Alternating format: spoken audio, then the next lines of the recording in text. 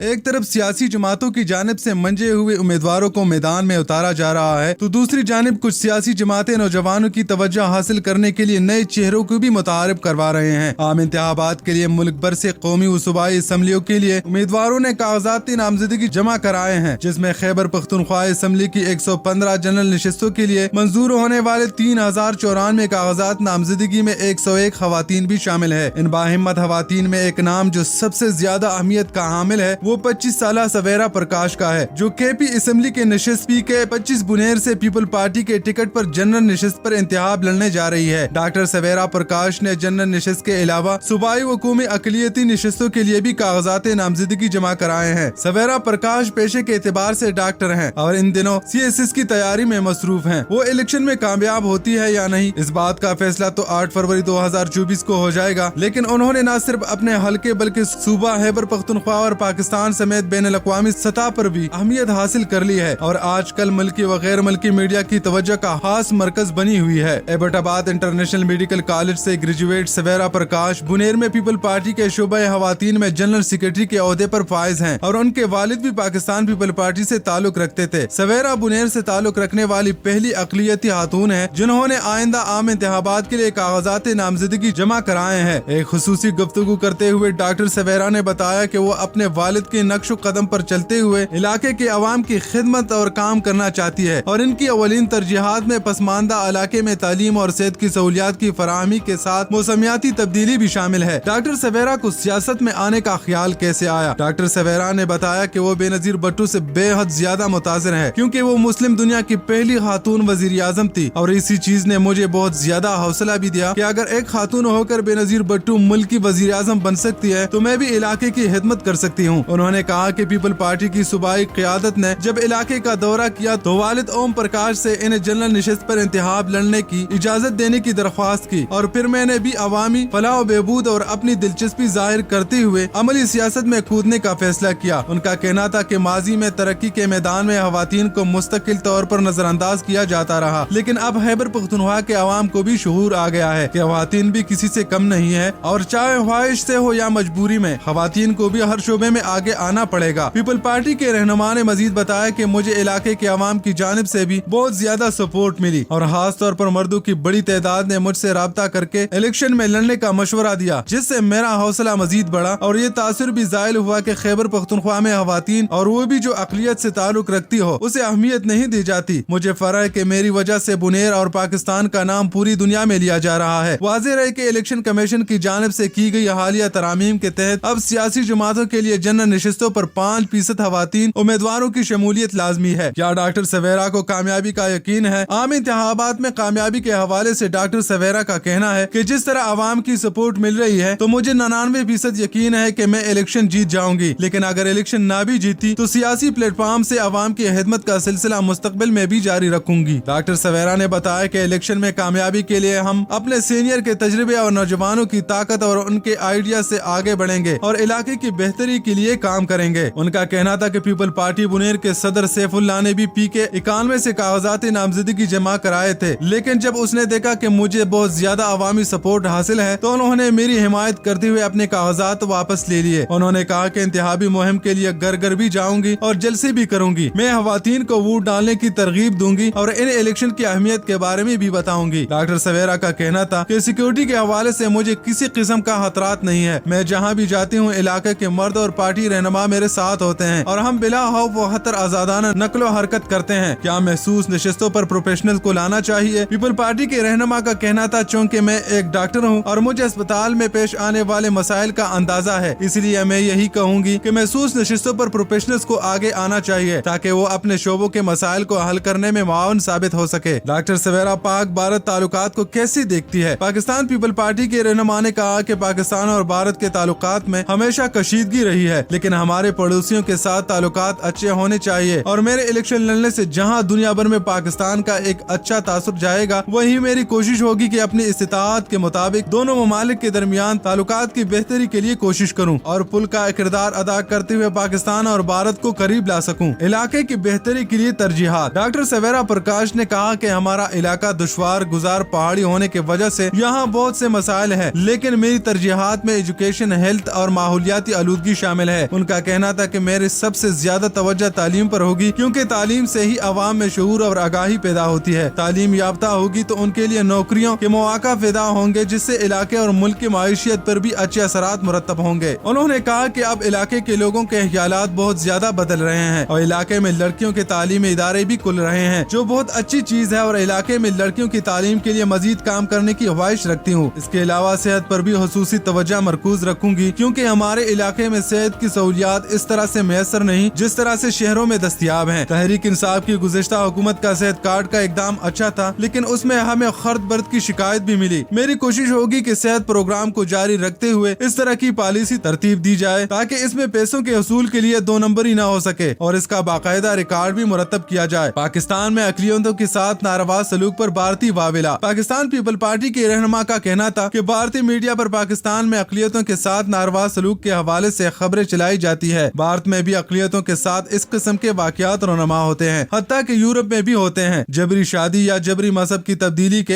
एक दो वाक़यात को जवाज बनाकर उसे पूरे माशरे पर नहीं तोपा जा सकता। खैबर पख्तूनख्वा में हिंदू और सिखों की बड़ी तादाद आबाद है, जो यहाँ तवील अरसे से हंसी खुशी रह रहे हैं, और हम सब साथ मिलकर ही अपने इलाके, सूबे और मुल्क की तरक्की व खुशहाली के लिए काम कर सकते हैं।